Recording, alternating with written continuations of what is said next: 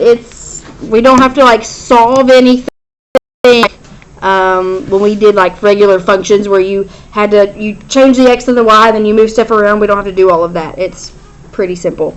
So inverses in general, remember, all that happens is when the x and the y values get switched. So when we're thinking about trig, normally your x value, your input, is an angle. It's like pi over 2. It's the radian measure, the angle. And then your y value, your output, is like the 1/2 or the square root of 2 over 2. It's just going to be reversed. So when we notate the inverse, the trig inverse, there's two ways. One of the ways you could see it, it's not as common, is you'll see it like this, like arc sine. That just means the inverse of sine. I'm not going to use that notation. I don't know that you'll see it very often, but it is slightly possible. The more common way would be like this, sine inverse of theta. Forgot the theta over there. So sine inverse. And we don't say, we just say sine inverse. And then that -1 goes like between the sine and the theta or whatever it is. And so here I have, I picked out sine of pi over 6 equals 1/2.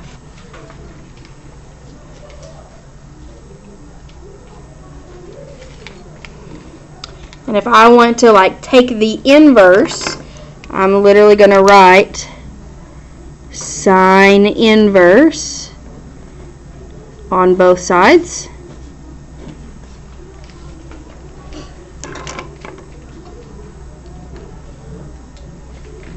And sine inverse basically cancel each other out. So this comes into play whenever we're actually solving equations with trig. You know, if you're solving an equation, if you've got like 2 times x, you would divide by 2. Or if you have x squared, you would take the square root. Well, here, if you have like sine of x and you want to get rid of the sine, you don't divide by sine. That's not possible. You do sine inverse. So basically, if you want to cancel out sine, you put sine inverse beside of it. And so this would be pi over 6 equals sine inverse of 1/2. When you actually solve equations, this would be an x, really. And we would have to figure out what that x is. Today, we're just going to be taking inverse of values. And we're going to start with a table. Now, we have not really seen any negative radian measures. Let's see. To print off.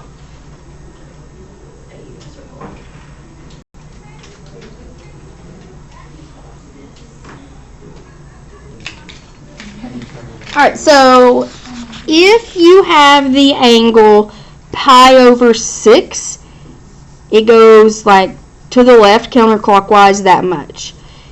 If you have the angle negative pi over 6, that's the same thing as going the opposite direction the same amount.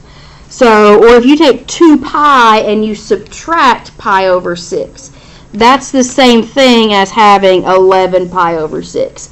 Those are equivalent. So if you know pi over 6 is like this amount, negative pi over 6 just goes down that same amount. Does that make sense? It's like instead of going up 1/6, you're going down 1/6. So the angle negative pi over 2 would be the same. So if this right here is pi over 2, negative pi over 2 would be going the opposite direction. So that would be the same thing as 3 pi over 2. Those angles are the same. Also, you think of a periodic graph, the whole period is 2 pi. So if you just add 2 pi to everything, you add 2 pi to this, you're going to have an equivalent angle. So, but that's, for me, that's kind of harder because then you're having to say 2 and add a fraction to it. But pi over 3 is like this angle. So if I go negative pi over 3, it's going to be the same thing as 5 pi over 3.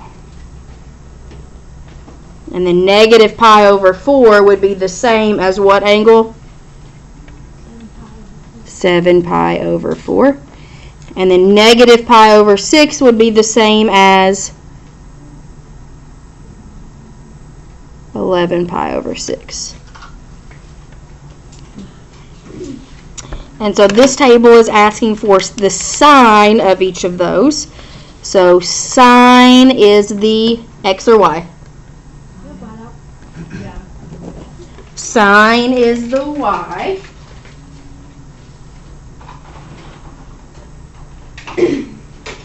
There's somewhere. Oh, it's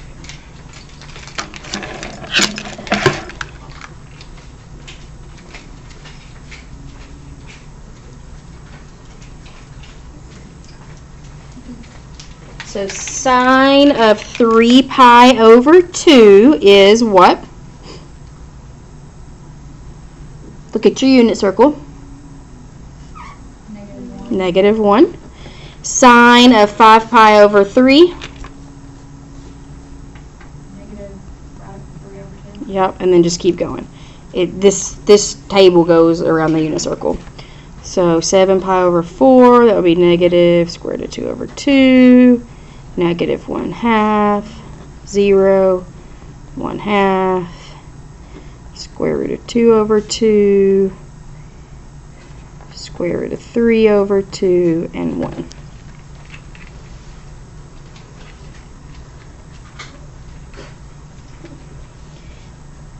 And these questions, if you have a table, super easy. Same as we did. If you're asking for sine inverse, if you're asking for the inverse, we're not looking where the x value or where theta is 1. We're looking where the y value, where sine is 1. So you're going to look at the bottom of your table. So where sine is 1, what is the x value or what is theta? Pi over 2.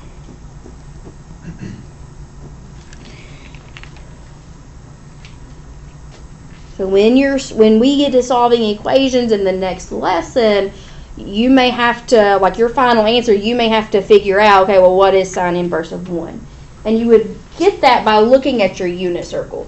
You would have to recognize, okay, I'm looking where the y value is 1, what's the x value? Or what's the angle measure? So I want you to be careful too, because on the unit circle, each coordinate has an x and y, but then your angle measure. So we're looking where the angle measure, I guess, is pi over 2, where the y value, that y coordinate is 1.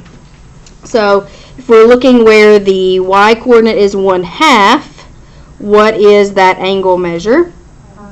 Pi over 6. Now, because sine is periodic, that means every so often it repeats. So technically, this is true at pi over 6, but it's also true a lot of places. And we'll kind of talk about that more in the next lesson when we get to solving equations. For now, I want you to figure out just the main one that's on your unit circle. But if I kept adding 2 pi, add 2 pi, add 2 pi, I'm going to get 1/2 when I take sine of that, whatever that number is, okay? So sine inverse of square root of 2 over 2 is what? Pi over 4. Very good. Sine inverse of negative 1? Negative pi over 2.